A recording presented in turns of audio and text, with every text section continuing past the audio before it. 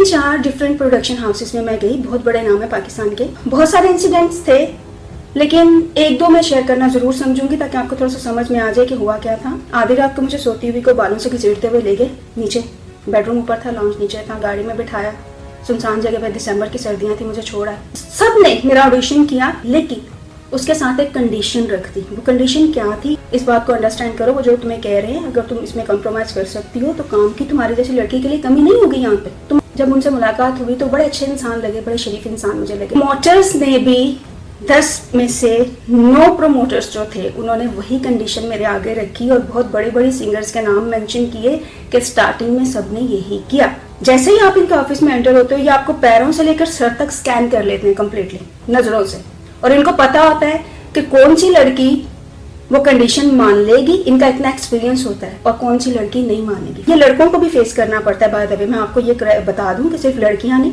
लड़कों के सामने भी ये कंडीशन आती है, और वो कंडीशन जिस्मानी ताल्लुकात की है, डील करना है। तो ये मेरा जाती एक्सपीरियंस है जो मैं आपसे शेयर कर रही हूँ।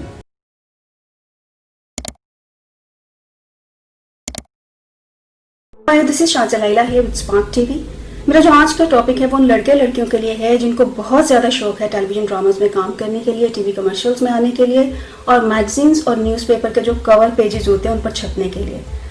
इससे पहले मैं अपना आज का टॉपिक स्टार्ट करूं, मुझे लगता है कि मुझे थोड़ा सा अपना बैकग्राउंड बता देना चाहिए, ताकि जो मुझे देख रहे हैं, जो मुझे सुन रहे हैं, जो लोग मुझे नहीं जानते, जो कि मैं बिलीव करती हूँ बहुत सारे लोग हैं जो मुझे नहीं जानते, उनको थोड़ा सा पता चल जाए कि मैं क्या कहना चाह रही हूँ, मेरा जाती एक्सपीरियंस क्या है। अगेन एक दफ़ा मैं फिर वजाहत कर दूँ कि मैं जितने वीडियोज अपलोड करती हूँ वो मेरे जाती एक्सपीरियंस के ऊपर बेस्ड होते हैं, मेरे जाती ऑब्जर्वेशंस हैं। मैं किसी को सुना कर नहीं आती, मैं खुद अपने तौर पर देखती हूँ कि मैंने ये एक्सपीरियंस लिया तो इसका आउटकम क्या था और क्या है। मैं आपको सिर्फ इसलिए गाइड करना चाहती हूँ, इसलिए ये इन्फॉर्मेटिव चीज़ें बताना चाहती हूँ, इन्फॉर्मेशन वीडियोस दे रही हूँ, ताकि आप जब फ्यूचर में उस फील्ड में जाओ आप मेंटली तौर पर प्रिपेयर हो कि आपको क्या चीज़ें फेस करना पड़ेंगी जो कि कोई नहीं आपको बताता, और आपको पता हो कि किस सिचुएशन में आपने क्या आंसर देना है और उसको किस तरह से टैकल करना है, किस तरीके से हैंडल करना है। ठीक है, तो थोड़ा सा मैं अपना बता दूं कि मैं बहनों में सबसे छोटी, मेरी स्टेप सिस्टर्स हैं, भाई कोई नहीं है, वो पाकिस्तान में हैप्पीली मैरिड है अपने बच्चों के साथ। मेरे पेरेंट्स की डेथ हो गई हुई 8-9 साल की एज से ही, और मेरी शादी हुई थी बहुत साल पहले। मैं इंग्लैंड में शादी करके आई थी, वॉज अरेंज मैरिज। तो शादी जो थी वो पहले दिन से ही कुछ गड़बड़ चल रही थी, और बाद में मुझे समझ में आया पहले ही वीक में कि वो हजरत जो थे मेरे, उनका अपनी किसी के साथ ताल्लुक था, वो नॉन मुस्लिम थी, और वो स्कूल कॉलेज के दौर से उसको जानते थे, उसकी फैमिली को सब पता था, लेकिन वो मुस्लिम नहीं थी तो वो शादी नहीं हो सकती थी वहाँ पर। वो लड़की मुसलमान होने को तैयार नहीं थी अपनी फैमिली की वजह से, तो इसीलिए वो इमोशनल माँ की वजह से ब्लैकमेल होकर पाकिस्तान गए, चूज कर लिया, शादी हो गई, पहुँच गई यहाँ पे। तो बहुत सारे इंसिडेंट्स थे, लेकिन एक दो मैं शेयर करना जरूर समझूंगी ताकि आपको थोड़ा सा समझ में आ जाए कि हुआ क्या था। फिर किसी दिन किसी और मौके पर बहुत सारी डिटेल्स में बातें हो जाएंगी, लेकिन इस वक्त आपको समझना जरूरी है कि एक इंसिडेंट में आधी रात को मुझे सोती हुई को बालों से घसीटते हुए ले गए नीचे, बेडरूम ऊपर था, लॉन्च नीचे था, गाड़ी में बिठाया, सुनसान जगह पे, दिसंबर की सर्दियां थी, मुझे छोड़ा, मैं वहाँ पर रोती रही नंगे पैर। फिर थोड़ी देर के बाद आए, फिर बालों से घसीटा, गाड़ी में फेंका, घर ले आए। ये मेरी शादीशुदा जिंदगी के पहले महीने की बातें आपको बता रही हूँ, और अरेंज थी, कोई लव सीन नहीं था, मैं उनको नहीं जानती थी, वो मुझे नहीं जानते थे। उस वक्त व्हाट्सएप नहीं था, बहुत साल पहले की बात कर रही हूँ, व्हाट्सएप नहीं था, तो कार्ड लेकर फ़ोन कॉल्स करने पड़ते थे, जो कि बहुत कम लोग अफोर्ड करते हैं इन चीज़ों को। एनीवेज, एक इंसिडेंट में जिस दिन मैंने डिसाइड कर लिया था कि अब ये रिश्ता ख़त्म कर देना है, वो ये था कि मैं इनके उस लड़की के जो मैसेजेस थे वो पढ़ती थी, लेकिन मैं डर के मारे कुछ बोलती नहीं थी। पाकिस्तान में तो लड़कियां लड़ पड़ती हैं ना बीवियां, तो मैं दबी हुई थी, बिकॉज मुल्क दूसरा था, किसी को जानती नहीं थी, घरों में ब्याह के आई थी, यहाँ कोई अपना नहीं था। बहन का फोन पाकिस्तान से आता था तो ये लोग दूसरा फोन उठा के सुनते थे, क्या बात। तो बड़ी डर के रह रही थी मैं वहां पे, दबी हुई थी मैं बहुत ज्यादा ना, कि अंडर प्रेशर में थी, अंडर कंट्रोल में थी उनके। बहन से दिल की बात नहीं कह सकती थी कि मेरे साथ यहाँ पे ये हो रहा है। एनीवेज, जिस दिन मैंने डिसाइड किया वो इंसिडेंट था कि जब इन्होंने मुझे उस चीज पर मारा कि मैंने इनके मैसेजेस पढ़े, इन्होंने इतना मारा कि मेरे फेस से और मेरी गर्दन से ब्लड निकला। और जब मैंने शीशे में अपने आप को देखा, ब्लड निकलता हुआ देखा, मैं ब्लड देख के भी डर जाती हूँ, मैं किसी को खून निकलते देखूं मुझसे देखा नहीं जाता। वो लम्हा था जब मैंने डिसाइड कर लिया था कि अब ये रिश्ता नहीं रहेगा, अब मैं ये रिश्ता खत्म कर दूंगी। फिर मैं अपनी जान छुड़ा के एक दिन मुझे मार पड़ी और मैं घर छोड़ के भागी थी। ये मैं इंग्लैंड की बात कर रही हूँ, पाकिस्तान की नहीं, इंग्लैंड के अंदर, और यहाँ ऐसा आम है, ठीक है, वो मैं फिर किसी वीडियोस में आपको बताऊंगी। एनीवेज, कट इट शॉर्ट, ये मेरा थोड़ा सा वो इंट्रोडक्शन हो गया। उसके बाद 10 साल यहाँ नौकरी करने के बाद 9 to 5 मैं थक गई थी, बिकॉज मेरा यहाँ पे कोई सर्कल इतना नहीं था सिवाय नॉन मुस्लिम लड़कियों के। तो जो पाकिस्तानी फैमिलीज हैं बहुत अच्छी हैं, बास बहुत हेल्पफुल हैं, बास जैसे पाकिस्तान में हर तरह के लोग हैं, तो वो उनका जो सर्कल होता है वो ये है कि या तो उनके रिलेटिव्स हों या फिर उनके बच्चे स्कूल कॉलेजेस में जिनके साथ स्कूल्स में पढ़ते हैं उनके साथ वो मिंगल होते हैं, या फिर उनकी जो फैमिलीज आपस में फ्रेंड्स बन जाती हैं उनको वेलकम करते हैं ज़्यादातर, जो मैंने एक्सपीरियंस यहाँ पे लिया। तो मैं चाहती थी कि मैं पाकिस्तान वापस चली जाऊँ, ठीक है।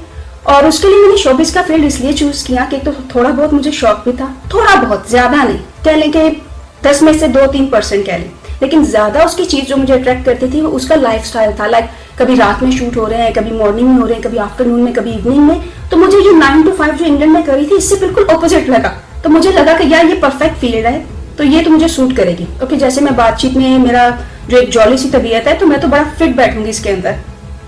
एक दो फ्रेंड से बात की, उन्होंने मुझे कहा देखो इसके अंदर वो लड़कियां जाती हैं जो कमाने के लिए जाती हैं और उनको कुछ भी करना पड़े वो कर लेती हैं, तो तुम्हें तो ये कोई मसला नहीं है, तुम तो सेटल हो यहाँ पे, अच्छी नौकरी करती हो, अच्छी जगह रहती हो, तुम्हें क्या प्रॉब्लम है। तो मैंने उनका नहीं यार, मैं जाके देखना चाहती हूँ, सुनी सुनाई बातें हैं।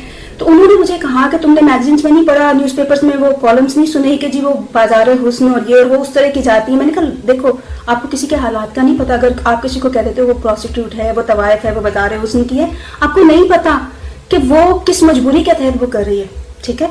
तो इस तरह से मैंने उनको कह के सेटिस्फाइड कर दिया। मैं कहा इसको तो पढ़े लिखे लोगों की लड़कियां जाती हैं, फिर उनकी शादियां भी होती हैं, तो अगर ऐसा कोई सीन हो तो लड़के शादियां क्यों करें उनके साथ, फैमिलीज ब्याह कर क्यों लेके जाए। तो फिर वो चुप कर दी सारी। एनीवेज मैंने अपना फेसबुक प्रोफाइल तैयार किया, ये वाला नहीं, उस पर कोई और बनाया, ठीक है। पाकिस्तान में कुछ लोगों के साथ, प्रोडक्शन हाउसेस के साथ मैंने कॉन्टेक्ट्स बनाए फेसबुक के थ्रू। मैं पाकिस्तान चली गई, अपनी बहन के घर में स्टे किया। 3-4 डिफरेंट प्रोडक्शन हाउसेस में मैं गई, बहुत बड़े नाम है पाकिस्तान के, कराची में मैं गई थी, उनसे मेरी मुलाकात हो गई। वो डिटेल्स मैं आपको बाद में बताऊंगी, लेकिन अभी थोड़ा सा बता दूं कि हुआ क्या था। सब ने मेरा ऑडिशन किया और मुझे लीड रोल्स के लिए ड्रामास के अंदर कास्ट करने की बात की, लेकिन उसके साथ एक कंडीशन रख दी। वो कंडीशन क्या थी ये मैं आगे चलकर आपको बताऊंगी। मैं बड़ी डिसअपॉइंटेड थी। फिर एक म्यूजिक प्रोड्यूसर थे, उन्होंने मुझे कांटेक्ट किया फेसबुक के थ्रू कि आप पाकिस्तान आए हुए हैं तो प्लीज़ मेरे स्टूडियो में ज़रूर आए, मैं भी कराची में रहता हूँ। एनीवेज मैं चली गई। एक दिन जब उनसे मुलाकात हुई तो बड़े अच्छे इंसान लगे, बड़े शरीफ इंसान मुझे लगे। उन्होंने मुझे कहा, मैंने उनसे ये जिक्र किया कि मैं 3-4 बिग प्रोडक्शन हाउसेस में गई, पर मुझे नहीं पता कि ये लोग इस तरह की कंडीशन क्यों रख रहे हैं। तो उन्होंने, मैं समझती थी कि ये ऐसा अब नहीं है। उन्होंने कहा देखो अगर तुम्हें इस फील्ड में काम करना है, ड्रामास के अंदर, टीवी कमर्शियल्स के अंदर, मॉडलिंग, तुम्हें इन चीज़ों से गुजरना पड़ेगा वरना तुम्हें काम नहीं मिलेगा। तो मैंने उनसे कहा कि जो लड़कियां कर रही हैं, कहते बस छोड़ दो, हर किसी का अपना एक मसला है, अपनी एक लाइफ है, इन चीज़ों में नहीं जाओ, इस बात को अंडरस्टैंड करो, वो जो तुम्हें कह रहे हैं अगर तुम इसमें कॉम्प्रोमाइज़ कर सकती हो तो काम की तुम्हारी जैसी लड़की के लिए कमी नहीं होगी यहाँ पे, तुम अच्छा कमाओगे, अच्छा रहोगे, तुम्हारा एक लाइफ स्टाइल होगा, सब कुछ होगा, लेकिन तुम्हें ये करना पड़ेगा। मैंने कहा मुझे तो इसका कोई इशू नहीं है, मैं तो अल्हम्दुलिल्लाह इंग्लैंड में सेटल हूँ, लोग इसकी ख्वाहिश करते हैं उस मुल्क में जाकर रहने की, तो मैं तो वहाँ पे ऑलरेडी रह रही हूँ, काम कर रही हूँ, कमा रही हूँ, तो मेरा तो ये इशू नहीं है। मेरा तो इशू एक सोशल लाइफ था जो मेरा ज़्यादा जो जोर था। तो कहने लगे फिर तुम एक काम करो, अगर तुम्हें इन चीज़ों से गुजरना नहीं है तो एक रास्ता है कि तुम्हारा शौक भी पूरा हो जाए और तुम्हारा यहाँ पे आहिस्ता आहिस्ता मूव बैक करने का भी एक रास्ता खुल जाएगा और तुम इज्जत से कमा भी लोगे और काम भी कर लोगे। मैंने कहा वो क्या कहते हैं, अगर तुम थोड़ी सी मेहनत कर लो। उन्होंने मेरा ऑडिशन किया, तुम्हारी आवाज़ अच्छी है, थोड़ा सा रियाज वगैरह करो, कुछ अर्सा तुम गा सकती हो, अगर तुम इसमें मेहनत कर लो तो तुम्हें प्रोमोटर्स तंग नहीं करेंगे, जैसे ये प्रोडक्शन हाउसेज या टीवी कमर्शियल्स या मैगजीन्स के लिए तुम्हें कहा जाता है, वो लोग तुम्हें तंग नहीं करेंगे, तुम्हारा ऑलरेडी एक नाम बना हुआ होगा, लेकिन तुम अपना पैसा लगाकर इस फील्ड में फिराओगे। अगर तुम काम ढूंढने निकलोगे तो तुम्हें इस चीज़ से गुजरना पड़ेगा, इस कंडीशन से, और अगर अपना पैसा इन्वेस्ट करके आओगी तो तुम महफूज रहोगी, ठीक है, तुम्हारा एक नाम बन जाएगा, फिर प्रोमोटर्स खुद तुम्हें साइन करेंगे कॉन्सर्ट्स वगैरह के लिए। मैंने सोचा, मुझे लगा शायद वो बंदा मुझे पैसों के लिए फंसा रहा है कि जी ये बाहर से आई है, इसको इतनी अकल नहीं है, तो शायद मेरी बातों में आ जाए। मैं वापस आ गई। आकर मैंने 3-4 महीने गुजरे, फिर मुझे एक जुनून उठा, नहीं यार मुझे जाना है पाकिस्तान। फिर मैंने उन्हें अप्रोच किया, मैंने कहा आप सही कह रहे थे, बट मैं एकदम से आपको पेमेंट नहीं कर सकती, मैं आपको इंस्टॉलमेंट्स में पेमेंट करूंगी, जैसे जैसे मुझे यहाँ सैलरी मिला करेगी 6 से 7 महीनों में, अगर आप मेरे गाने बनाएं, वीडियोस बनवाएं, सारा खर्चा बजट कर लेते हैं, तो मैं आपको जो आपका बजट होगा, जो आपकी फीस होगी, वो मैं स्लोली पे करूंगी, जो कि मैंने उनको बाद में की। इस तरह से मैंने अपने गाने बनाकर, अपने गाने के वीडियोस ऑडियोस अपने पैसों से बनाकर मैंने मार्केट में लॉन्च किए, ठीक है।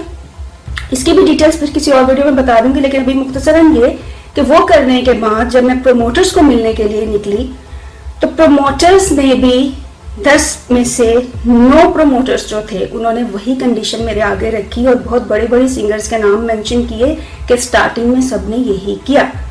मैं फिर डिसाइडेड हो गई एक दफ़ा फिर कि यार ये फिर वही मुसीबत मेरे आगे आ गई है।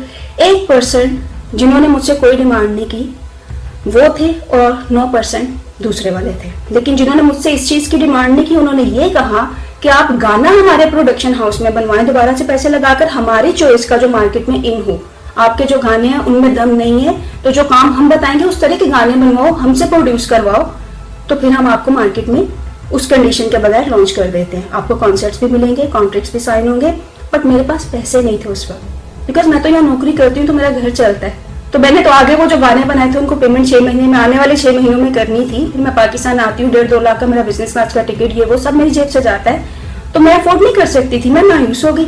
एनीवेज मैंने डिसाइड किया कि फॉरगेट इट, मैंने वो फेसबुक पे डिलीट कर दिया, बहुत सारे गाने भी अपने डिलीट कर दिए, तो डिसाइड कर लिया कि मैंने ये फील्ड नहीं करनी। अच्छा, उस दौरान जब मैं आती जाती रही तो 2-3 बहुत बड़े मैगजीन्स जो इंग्लिश पाकिस्तान के हैं और न्यूज़पेपर्स, उन्होंने मुझे अप्रोच किया, बिकॉज मैं फेसबुक में डाल देती थी I am visiting Pakistan for 2 weeks और 3 वीक्स, तो वो मुझे कहते थे आप हमारे लिए शूट कर दो। अब होता क्या है कि शुरू में ही आप काम के लिए आते हो, आपको स्क्रीन पर आना होता है तो आपको पेमेंट्स नहीं होती, ठीक है, जब तक आपका थोड़ा सा नाम ना बन जाए। तो ये तो मैं अंडरस्टैंड करती थी, मुझे था मैंने स्क्रीन पर आना है। उन्होंने मुझे अप्रोच किया, मैंने कहा मैं फैमिली वेडिंग के लिए आ रही हूँ पाकिस्तान कराची में, तो ठीक है मैं एक दिन निकाल कर आप डिसाइड कर लें, डेट बता दें, मैं शूट करवा देती हूँ। मूव एंड पिक में मैं चली गई, वहां पे मेरा फोटो शूट हुआ और वो इंग्लिश मैगजीन के कवर पेज के लिए था, वैलेंटाइंस डे के ऊपर उसको छपना था। 1 साल गुजर गया, वो शूट नहीं छपा और वो आज तक नहीं छपा। वो क्यों नहीं छपा ये आज भी क्वेश्चन मार्क है। शायद कोई कंडीशन थी जो मैंने पूरी नहीं की, तो may be one of those reasons, because अगर एक शूट हो गया तो वो छपा क्यों नहीं ये समझ में। स्क्रीन क्या मेरी आती है वो आप सबके सामने, आप मुझे स्क्रीन पर देख रहे हो तो आप जज कर सकते हो कि वो ना छपने की वजह क्या थी। और 2-3 और मैगजीन्स थे जिनमें वो नहीं छपा। तो कट इट शॉर्ट, मैं डिसाइड होगी, मैंने डिसाइड कर दिया कि उस कंडीशन को जब तक पूरा नहीं किया जाएगा मुझे काम नहीं ये लोग देंगे, ये लोग डिसाइड करके बैठे हुए हैं, तो मैं क्विट कर गई। मैंने डिसाइड कर लिया मैंने नहीं वापस आना पाकिस्तान, मैं इंग्लैंड में ही ठीक हूँ, वही 9 to 5 रूटीन है और आज भी वही है, तो मैं वहीं पर ठीक हूँ। तो ये तो मेरा थोड़ा सा इंट्रोडक्शन हो गया। अब आते हैं कि पाकिस्तान में जो टीवीसीज की जो ये है प्रोडक्शन हाउसेस, ये किस तरह से आपको साइन करते हैं और इनका काम कैसे होता है। जब आप पाकिस्तान में काम के लिए निकलते हो टीवीसीज में कमर्शियल्स के लिए, आसान लफ्ज़ यूज़ करूँगी ताकि आम लोग जिनको नहीं इतना पता वो भी इस चीज़ को समझ लें। जब आप ऑडिशन के लिए जाते हो इनके ऑफिसेस, जैसे ही आप इनके ऑफिस में एंटर होते हो ये आपको पैरों से लेकर सर तक स्कैन कर लेते हैं कंप्लीटली नज़रों से, और इनको पता होता है कि कौन सी लड़की वो कंडीशन मान लेगी, इनका इतना एक्सपीरियंस होता है, और कौन सी लड़की नहीं मानेगी। फॉर एग्जाम्पल मेरे जैसी लड़की जो इंग्लैंड से आती है, ठीक है, और वो 1.5 लाख का हाथ में पर्स पकड़े हुए है, डिजाइनर उसने कपड़े पहने हुए हैं, ठीक है, 25 से 30 हज़ार का उसने जूता पहना हुआ है, वो जैसे ही एंटर होगी और वो इनसे 10,000 रुपए का काम मांग रही है, बिकॉज वो फेमस नहीं है। जब आप फेमस होते हो तब ब्रांड्स आपको साइन करते हैं और वो आपको अच्छी कीमत देते हैं काम की, लेकिन जब आप शुरू में होते हो तो 5 से 10, 10 से 15, 20-25 हज़ार का काम मिलता है, ठीक है। इनको अंदाजा हो जाता है कि कौन सी लड़की कंडीशन पे उतरेगी, कौन सी नहीं उतरेगी। और ज्यादातर लड़कियां जो हैं वो कमाने के लिए जाती हैं, वो मजबूरियों में जाती हैं। मैं किसी को गलत नहीं कहती, मैं किसी को ये नहीं कहती कि वो क्या है और क्या नहीं, हर किसी के अपने सर्कमस्टेंसेस हैं, हर किसी की अपनी मजबूरियां हैं। एनीवेज 1 साल तक वो 3-4 दफा जब मैंने पाकिस्तान विजिट किया मैं ऑडिशन करवाती रही, 3 महीने बाद, 4 महीने बाद, लेकिन मुझे काम नहीं मिल रहा था। फिर मैंने एक दिन जाकर उनसे ये रिक्वेस्ट की कि देखें आप मुझे, मैं समझती हूँ मैं नया चेहरा हूँ, मार्केट में मुझे ज्यादा पैसों का काम नहीं मिलेगा, ब्रांड्स मुझे साइन नहीं करेंगी और मैं वो कंडीशन मानने को भी तैयार नहीं, लेकिन अगर आप मुझे नई कोई चीज मार्केट में आती है, जैसे कोई नए फेसेस भी ले लेते हैं, भले वो 5,000 उसकी कीमत दें रुपयों में, भले 10,000 दें, आप मुझे 3 से 4 दिन का दें, मेरा प्रोफाइल पिंच करें, अगर मुझे काम मिलता है मैं 2.5 लाख का अपने पैसों में से बिजनेस क्लास के टिकट में आऊंगी पाकिस्तान 2 दिन के लिए, आपका वो 5,000 रुपए या 10,000 रुपए वाला शूट करवा के टीवी कमर्शियल का मैं चली जाऊंगी, बिकॉज मुझे इन होना है मार्केट में, मैं काम करना चाहती हूँ। यहाँ तक मैंने कह दिया। जी जी बिल्कुल जरूर हम करेंगे।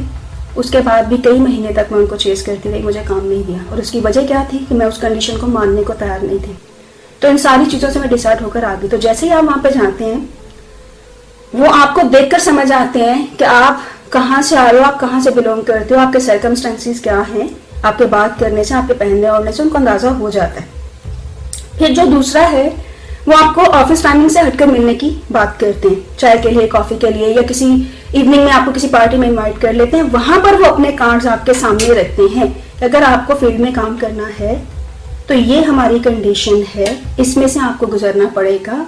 अगर आप यस करेंगी तो आपको बहुत सारे ब्रांड्स हम दिलवाएंगे, आपको बहुत सारे ड्रामास में काम भी इसी तरीके से मिल जाएगा और लीड में मिलेगा, ठीक है। और इन लोगों के कॉन्टेक्ट्स होते हैं प्रोडक्शन हाउसेस के साथ जो टीवी ड्रामास प्रोड्यूस करते हैं, जो टीवी ड्रामास बनाते हैं, ठीक है।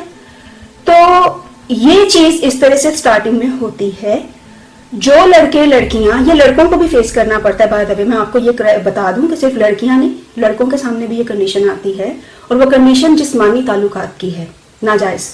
मैं सॉरी टू से कहना मेरी मजबूरी है, this is how it works, system है। मैं इसको सही या गलत नहीं कहती, हर चीज का, हर डिपार्टमेंट का हर एक तरीका कार है, एक सिस्टम होता है। अगर इस फील्ड में काम ऐसे होता है और ऐसे ही लड़के लड़कियों को काम मिलता है या आगे आने के ज्यादा अपॉर्चुनिटीज प्रोवाइड करते हैं, तो वो ये कंडीशन होती है। जो इसको एक्सेप्ट कर लेते हैं उनको ये लोग चांस दे देते हैं, लेकिन सबसे पहले ये उनके पास जाते हैं, उनके साथ एक इनका ताल्लुक बनता है, फिर ये आपको आगे पिंच करते हैं। ब्रांड्स जो मार्केटिंग मीडिया में जो होते हैं, जिन्होंने अपने मार्केटिंग के लिए बंदे हायर किए होते हैं, फिर उनके साथ आपको करना पड़ता है। फिर उसके बाद ब्रांड्स के जो ऑनर होते हैं, डिपेंड करता है कि कोई किस हद तक क्या है, उनको भी समटाइम्स आपको फेस करना पड़ता है।